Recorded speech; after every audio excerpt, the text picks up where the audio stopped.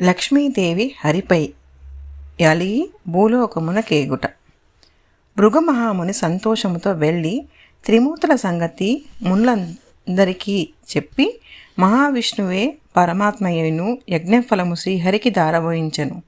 హరి వక్షస్థలమును ఆనందముగా నివసిస్తున్న లక్ష్మీదేవి భృగుమహాముని చేసిన పనికి చాలా కోపము పొందెను. తన భర్త అతని శిక్షింపక ఆదరించినని లక్ష్మీనారాయణునితో ఇలా అన్నది: నాథ, ఆ భృగుమహామునికి ఎంత పొగరు! 14 లోకములకు ప్రభువులైన మీ యందు ఎంత నిర్లక్ష్యముగా ప్రవర్తించినాడు. దేవేంద్రాది సకల దేవతలతే పూజింపబడు మిమ్ము తన్నునా ఎంత ఘోరము! అదిన్ని గాక మీ వక్షస్థలము నాకు నివాసము కదా. మీ రొమ్మున తన్నిన నన్ను తన్నినట్లే కదా. ఆ దుర్మార్గుని సర్వనాశనం చేస్తాను. ఇంతకు వానినన్న లాభమేమి? మేము తన్నిన ఆ దుర్మార్గునికి దండింపక వానిని మెచ్చుకున్నారు.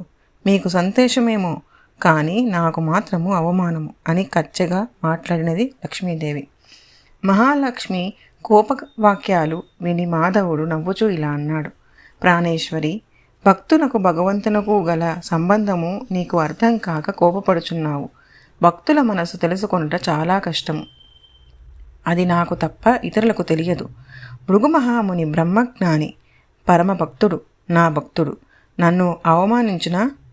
అతడు గొప్ప కార్యము సాధించుటకు అట్లు చేసెను గాని గర్వంతో కాదు. మన భక్తులకు మనమే శిక్షింపవచ్చునా? బిడ్డలు చేయు పనులకు తల్లిదండ్రులు కోపింతురా? శాంతింపవలసినది అన్నాడు. భగవానుని శాంతివాక్యాలు లక్ష్మీదేవికి నచ్చలేదు. భృగువు మీద దయదలచలేదు. ఆవేశంతో ఇలా అన్నది: నాదా, భృగువు చేసిన పనికి మీకు ఇష్టమవుగాక, నేను మాత్రం సహించను. ఆ దుర్మార్గుని శిక్షింపకున్నా నేనొక్క క్షణమైనా వైకుంఠములో ఉండను. ఈనాటితో మీకు నాకు రుణము తీరిపోయినది. నేను నా దారిన పోయేదను. మనలకు ఆ దుర్మార్గుడైన బ్రాహ్మణుడు వేరు చేశాడు కనుక బ్రాహ్మణులు భూలోకంలో వేదకర్మహీనులై దరిద్రులై విద్యలను అమ్ముకొని జీవింతరుగాక అని శాపించింది. భృగుమహాముని ఒక్కడు చేసిన నేరమునకు బ్రాహ్మణ జాతికంతటికీ ఆపద కలిగినది. పరాయి మగవానితో అవమానం పొంది బ్రతికే కంటే ముక్కు మూసుకొని తపస్సు చేసుకోవడం చాలా మంచిదని లక్ష్మీదేవి తలచినది. వైకుంఠం వదిలి భర్త మీద ప్రేమ విడిచి సుఖముల ఆశ మానుకొని శ్రీహరి ఎంత బ్రతికమాలుచున్నా వినక లక్ష్మీదేవి భూలోకానికి వచ్చింది. మహారణ్యాలు నడిచింది, పర్వతాలు దాటింది, నదులు తరించింది.